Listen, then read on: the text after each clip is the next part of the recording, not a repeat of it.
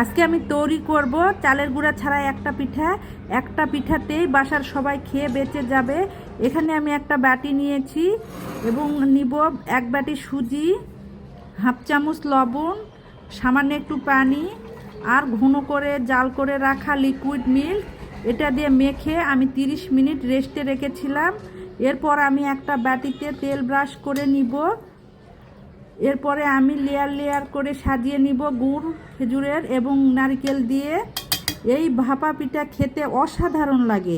চালের গুঁড়া দিয়ে যে পিঠা তৈরি করি ভাপা পিঠা, সেটা চেয়েও এটা দ্বিগুণ স্বাদ বেড়ে যায়। এবং অনেক সময় আমরা চালের গুঁড়া থাকে না, তখন এভাবে তৈরি করে খেতে পারবো এবং খেতেও তো অসাধারণ লাগে।